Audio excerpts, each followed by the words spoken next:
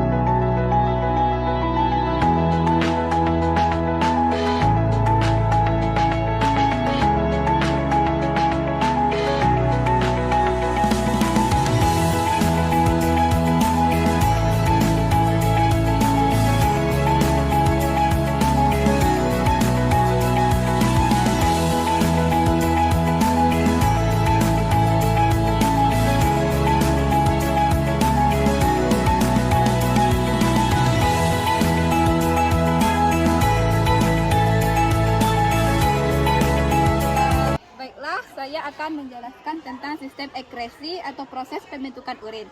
Sistem ekskresi adalah sistem pembuangan zat-zat sisa metabolisme dalam tubuh yang tidak berguna atau berbahaya jika disimpan dalam tubuh.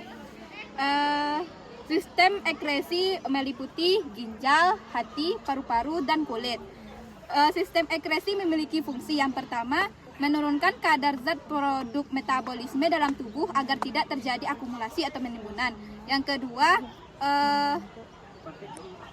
melindungi sel-sel tubuh dari zat yang bersifat racun. Yang ketiga, menjaga cairan dalam tubuh atau homeostatis. Dan yang terakhir adalah membantu mempertahankan suhu tubuh. Saya akan di dalam sistem ekskresi saya akan menjelaskan salah satunya, yaitu tentang ginjal. Ginjal berjumlah sepasang terletak di belakang perut, di sebelah kanan kiri dari tulang belakang, di bawah limfa dan hati. Ginjal berbentuk seperti kacang yang berwarna merah tua dan keunguan, yang memiliki besar dan berat yang bervariasi tergantung jenis kelamin, umur, dan tidak adanya ginjal pada sisi lain.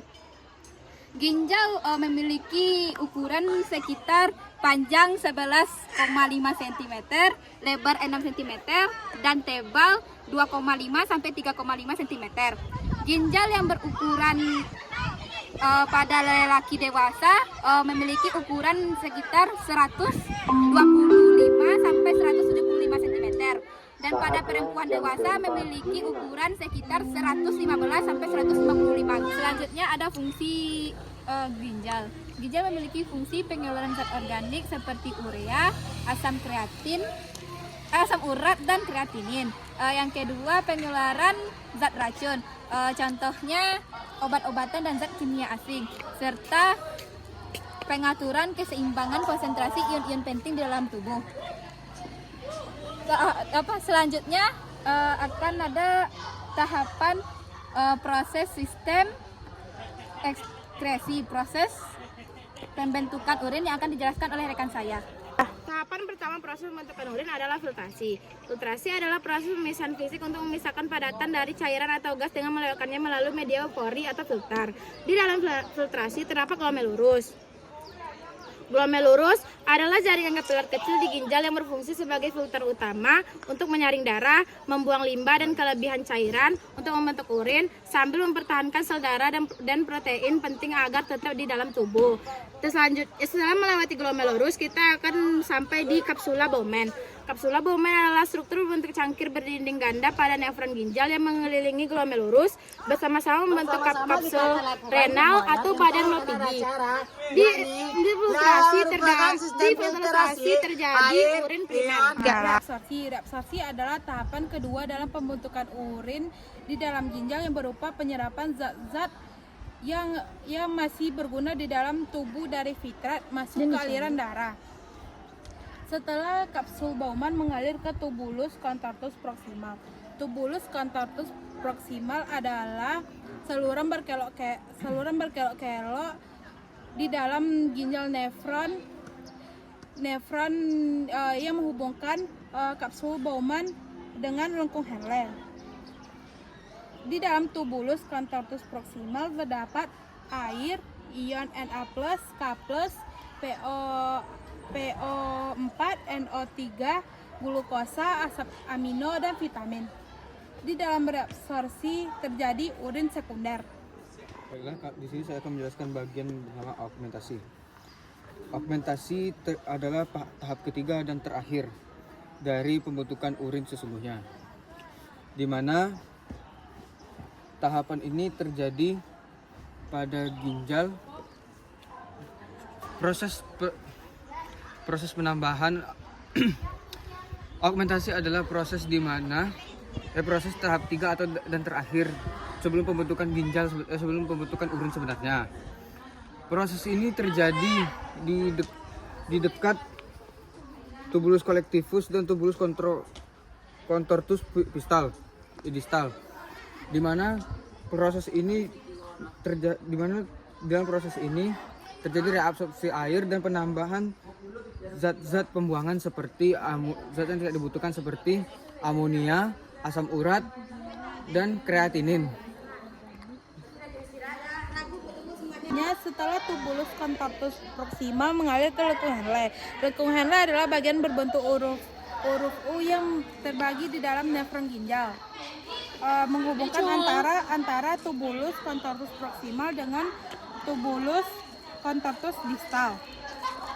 Setelah lengkung Henle mengalir ke tubulus contortus distal. Tubulus contortus distal adalah bagian nefron ginjal yang titik pengumpul. Yang ada di dalam tubulus contortus distal adalah ion H+, K+, NH3, urea, kreatin, dan racun. Baiklah, saya di sini akan menjelaskan bagian tubulus collectivus.